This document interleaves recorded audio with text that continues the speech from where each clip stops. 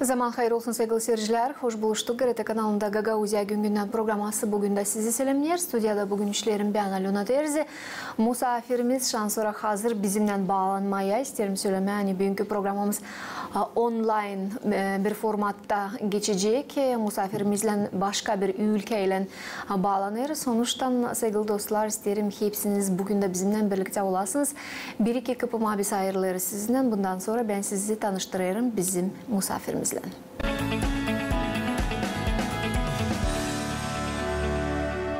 Bizimle bağlantıda bulunur Moldova Devleti'nin Gagauzyan vatandaşı. İnsan angısı bugün yaşır, hem hizmet eder Türkiye'de, üredir gençleri, uşakları piyanoya. Piyano üreticisi bugün bizimle bağlantıda Sofya Çelak. Sofya, bizi işitir misiniz? Zaman hayır olsun. Sizi. Zaman hayır olsun. Hoş buluştuk Sofya. İsterim söyleme burada seyredicilere de hani bir uzun süre bağlantımız sürdü. Bir iki hafta yazıştık, laf ettik, bağlanma savaştık ama uymadı ama gene de şükür hani bugün bağlantıdaysınız. Nasılsınız isterim sorma. Teşekkür ediyorum, sağ olun, iyiyim. Neden bağlanamadık? Çünkü tam yılın başı olduğu için ve programları düzenlemeye ben tam Türkiye'ye gelmedim. Çünkü Moldova'daydım uzun zamandır. Sonra birazcık Avrupa'ya geziye çıktım. O yüzden de bir türlü bağlanamadık. Hazır değildim çünkü sürekli telefonlar geliyor. Bir program yapmak gerekiyor. Yeni öğrenci alımı oluyor. Dersler başlamayacak. O yüzden gerçekten çok doluyum. Hala şimdi nedense bağlanı değiliz. Bağlantıdayız. Bağlantıdayız. Aha, evet. Zamansızlıktan dolayı sizlerle bağlanamadım. Bir kapriz değildi. Hatta bugün de çok hazır değildim ama dedim neyse artık söz verdim. Dedim bugün artık sizlerle bağlanayım. Sağ ol isterim ayrıca söyleme bu iş için size. Çünkü bilirsiniz hani yeni yıl dediniz başındayız da öğrenmek yılı. Sofya canabiniz piyanoculukla sanatlanırsınız. Gençleri piyanoya öğretirsiniz. Piyanoyla oynama ama biraz tarih olarak bahsedelim. Türkiye'ye ne zaman, ne niyetle gittiniz? Çünkü yıllar boyunca şansora yaşarsınız Türkiye'de. Gagauzya'ya sadece misafir olarak ananıza, babanıza, ana toprağınıza gelirsiniz. Ne zaman, ne niyetle Türkiye'ye gittiniz? Ne oldu sebep ya da ne karar kabul ettiniz o devlete gitme? Tam sizin o zaman sorunuza cevap vereyim. Çünkü bunun birazcık önü de var. Önceki tarihte sizi ilgilendiriyorsa bana ona göre soru soracaksınız. Elbette ki. Evet. Türkiye 1997'de gelmişti. O da Aralık'tı. Evet. Niye niyetle geldim? Okuma niyetli aslında geldim. Tam bir okul bitmişti. Ben Pridnestrovye bölgesinde ikinci okula gelmiştim. İkinci okula dediğimde üniversiteye. Ve dedim ki Türkiye'de de bir bölüm deneyeyim. Belli değildi. Türkiye'de okuyacağım mı okumayacağım mı? Orada artık sınavlara girmiştim. Okulu kazanmıştım.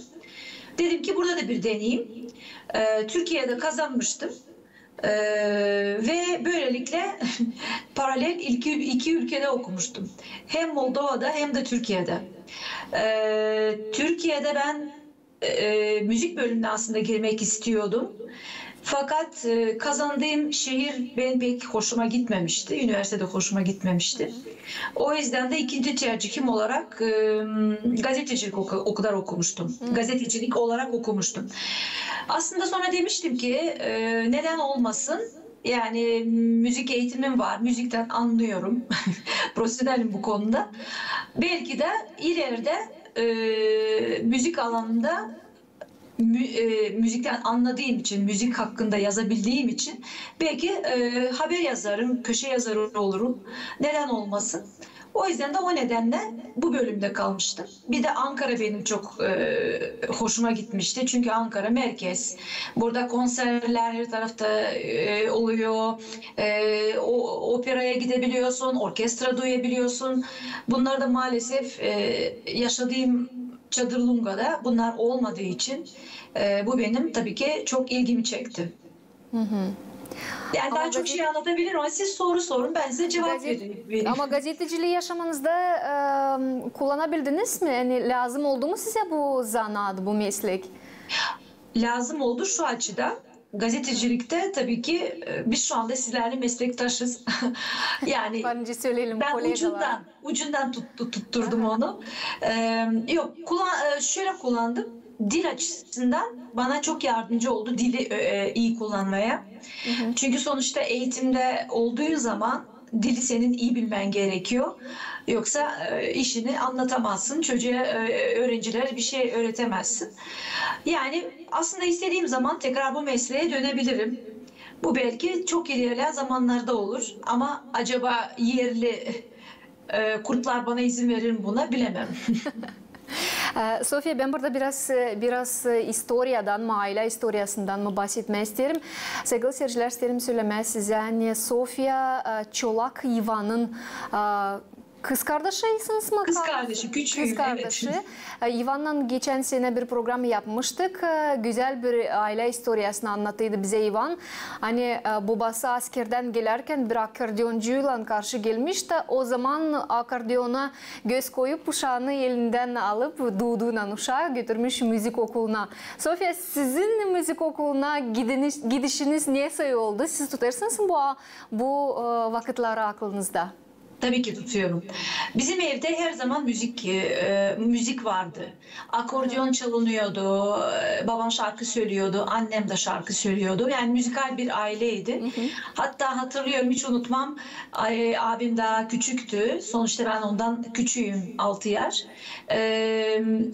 Babam ve abim akordeon yarışması yapıyorlardı.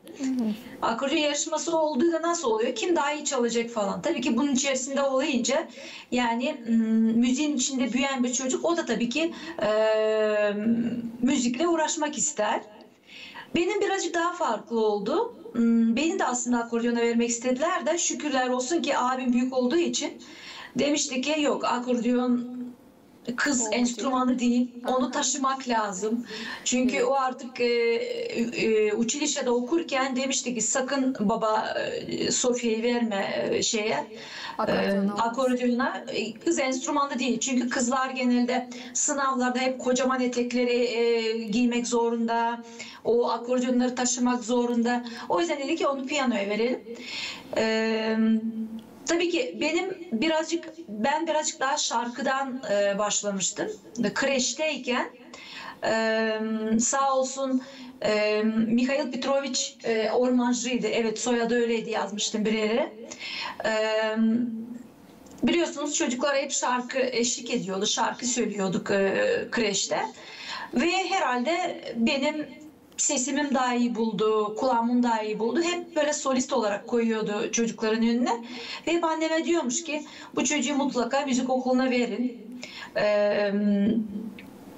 Gerçi beni artık vereceklerdi müzik okuluna. Çünkü bir tanesi gidiyorsa diğeri de gidecek. Ve müzikle yakınlıyım. Şarkı söylemem kreşten benim başladı.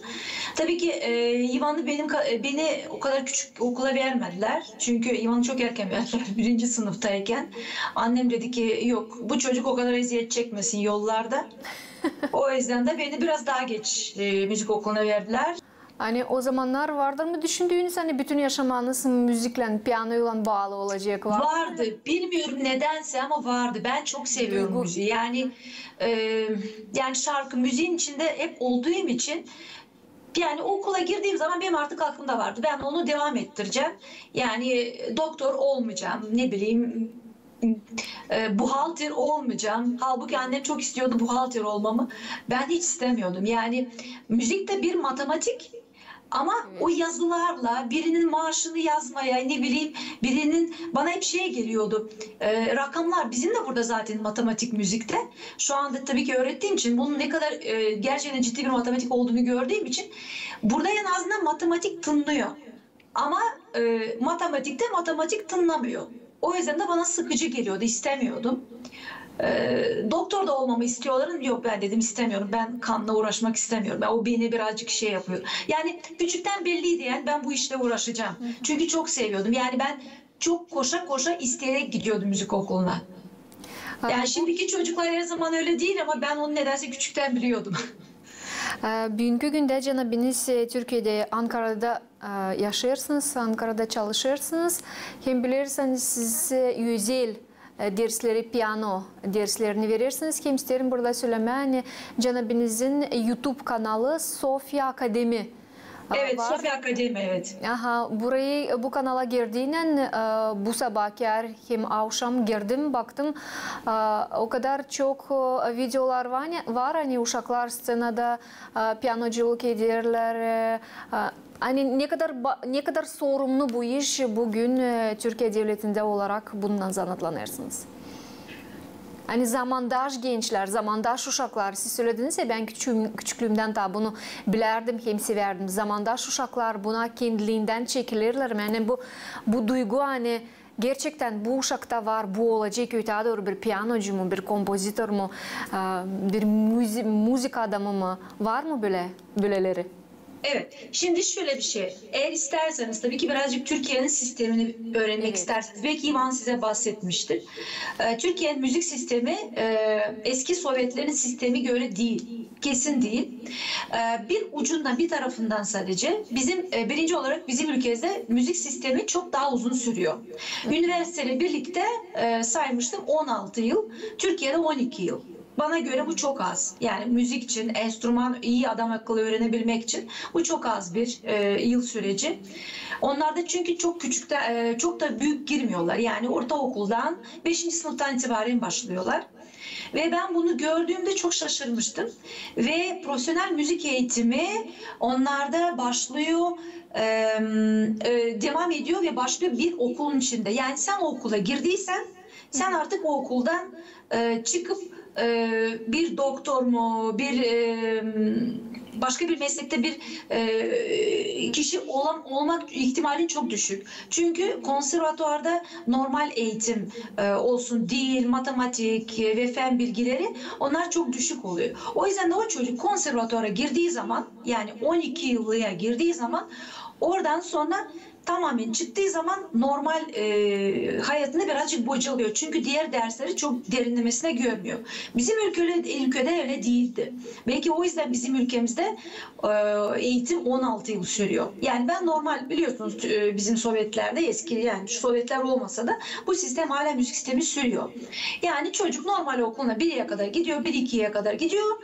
Sonra da gidiyor sanat okuluna. Müzik mi olsun, resim mi olsun, dans mı olsun. Böylelikle orasını da kavrayabiliyor, burasını da kavrayabiliyor. Tabii ki bu çok zor bir şey ama sonuçta müzikte devam etmese, sanatta devam etmese sonra başka bir mesleğe de yönelebiliyor. Burada da böyle bir şey yok. Burada girdin mi konservatuvara, çıkarsan kötü olur. O yüzden de çok stresli bir süreç. Ve ben buna çok şaşırmıştım. Peki dedim, bir çocuk müzisyen olmak istemiyorsa hiç müzikle ilgilenmeyecek. Tabii ki ilgilenecek. Bunda özel bir sistem var. Müzik dershaneleri ya işte özel hocalar ders veriyor. Ve tabii ki de bazı durumlarda eksikler var. Bunlara girmeyelim şimdi. Ben de dedim ki ben bu bizim ülkemizdeki sistemi burada uygulamaya çalışayım. Ne kadar elimden gelirse, Allah'tan teori bölümünü orada bitirdiğim için bu benim için bana çok yardımcı oldu. Çünkü müzik bir matematik, söylediğim gibi matematik olduğu için teoriyi iyi bilmiyorsan müziği komplesine anlatamazsın. Ama bizim sistemimizde, Sovyetlerin sisteminde hem piyano eğitimine giriyorsun, solfej eğitimine giriyorsun, teori eğitimine giriyorsun ve müzik edebiyatı, bir de koro var. Komple güzel bir eğitim alıyoruz. Ama burada özelde gittiğin zaman böyle bir şey olmuyor. Ve bu artık öğretmenin donanımına bağlı. Sen iyi donanımlıysan iyi bir öğretmen her şeyden bahsedersin. Bu böyle bir şey. Birazcık daha bir şeye bahsedeceğim. Sonra bana bu yetersiz geldi, özel. Çünkü bir sınava girmeden, bir diploma almadan çocuklar motive olamıyor. Ve Allah'tan bir sistem var. Ben yurt dışı bir okulla çalışıyorum. ABRSM'e şey yapsak, İngiltere'nin Royal Müzik Akademisi'nde çalışıyorum. Yetenekli olan öğrencilerimi sınava sokuyorum. Oradan sınayıcılar giriyor. Sınava sokuyoruz ve uluslararası bakın sadece Türkiye'de uluslararası diploma çocuklar alıyor. Süper. Eğer onun sonuna kadar varabiliyorsa, şimdi soracaksınız varabilen var mı? Varabilen var ama hepsi değil, birkaç kişi. Şu anda diplomasına hazırlanıyoruz bir öğrenciyle. Siz biliyorsunuz diploma. Ve onu alırsa sonra hak sonunda kazanıyor, eğitimci olmaya hak kazanıyor. Başka da bir diploma alırsa sahneye çıkma hakkı da kazanıyor. Öyle bir şey var. Ben çok kısa anlattım bunu. Ben de böyle bir şey, eğer siz benim kanalıma baktıysanız orada inceleme yazıyor. Sadece keyif için değil, A1SM sınavlarına da hazırlayan bir eğitimcidir. Böyle bir şey var. Yani çok kısa anlattım. İlginizi çekerse. Çünkü çok anlatılacak çok şey var. Bizim ülkemizde böyle bir şey yok. Ama bizde bir sistem var. Diploma aldığın zaman o ülkenin YÖK diye bir yer var. Diploma denk verilen yer olduğu zaman sana denk veriliyor. Ama bu özel dershaneler böyle bir şey vermiyor. Ve iyi elemanı varsa o dershanenin bu sınava tabi tutuyorlar. Ve sınavdan başarılı olursa denk alıyor ve hiçbir tane torpil orada geçmiyor. Asla torpilsiz ve ben biliyorum ki ben ne kadar o düzeyli ne kadar istiyorsa ben de aynısını istemek zorundayım o çocuk sınavdan geçebilsin diye. O yüzden de stresli bir şey çünkü nasıl anlatayım, sanat, müzik böyle bir yani herkesin içeriğini bilmediği bir nasıl anlatayım bir eğitim olduğu için velilere yani anneler babalar bunu anlatmak çok zor oluyor. Ancak eğitimli olmuş kişilere bunu anlatabilirsin. Ne kadar çalışılması gerekiyor, ne isteniliyor. Diyorum ki benden geçmezse oradan da hiç de geçmez. O yüzden de bu şekilde anlaşıyoruz. Tabii ki sadece piyano eğitimi değil, burada teori eğitimi de var. Çocuklar teori sınavlarından da geçiyorlar. Teori sınavlarını da online yapıyorum çünkü mesafeler şehirde çok uzak olduğu için hepsi bari teoriden Zoom'dan topluyorum. Şükürler ki pandemi geldi.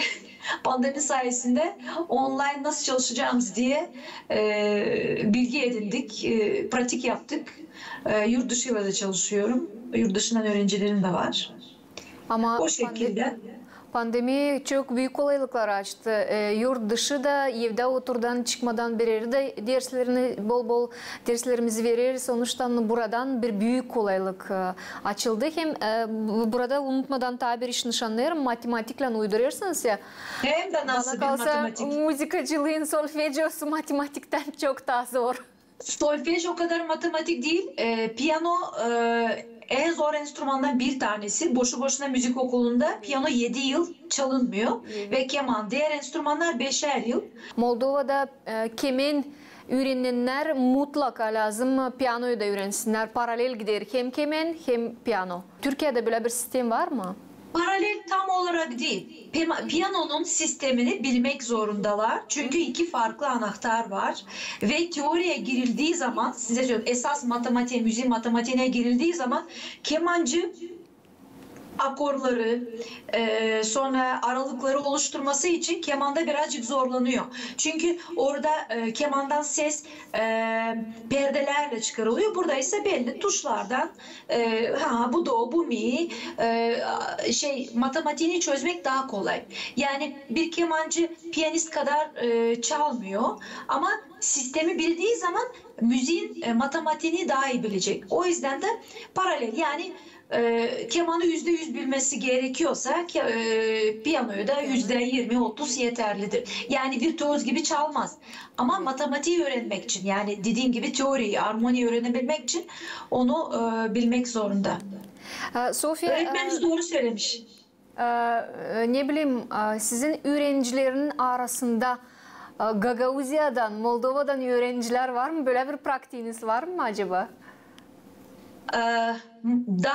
Daha yenisi yok ama eski Sovyetlerden öğrencilerim var. Yani biri atıyorum Azerbaycan'dan, biri annesi Moskovalı ve onlarla Rusça eğitim veriyorum. Çok da zevk alıyorum çünkü burada hep Türkçe konuşmak zorundayım. Var, birkaç tane var. ama çok fazla yok. Moldova'dan henüz yok. Çünkü o bebekler daha yeni büyüyorlar. Arkadaşlarla konuşuyoruz. Sana çocuğunu vereceğim. Dedim tamam biraz büyüsün yoksa daha küçük yani bu matematikten bu yaşta biraz zor olur onu anlatmaya bu matematiği. Umutlanıyoruz hani programı görecekler onlar da bundan sonra sizin öğrencilerinizin sayısı zedelenecek. Onlar daha minicik hepsi küçücük daha. Sofya ne isterim sorma biz biliriz Ivan da bahsetmişti programımızda o zaman hani siz konser öğrencilerinizle konserleri de hazırlayıp evet konserleriniz. Bu taraftan işler hangi uğurda bulunurlar hem 8. mi 9. mu olacak sırada? Evet. Şimdi arkamda çok tesadüf. Arkamda bir afiş var. Bu bizim abim bana diyorum, Batu diyorum. Abimle düzenlediğimiz ilk konserdi. 2000 yazıyor hatta afişi hatıra kalsın. 2008'de 15 Haziran. İlk düzenlediğimiz konserdi. Bundan sonra 2 yılda bir, bazen her seneydi, bazen 2 yılda bir, dedik 2 yılda bir olsun konser düzenliyoruz. Yani her sene düzenleyemiyoruz çünkü çocuklar sınava da giriyorlar. Ivan'ın ve benim öğrencilerim, Ivan'ın da bazı piyano öğrencileri, akordeon öğrencileri var. Bu konserin amacı nedir? Reklam amacı yapmamız asla değil. Öyle bir şeye ihtiyacımız yok. Bir sanatçı sahneye de çıkması gerekiyor.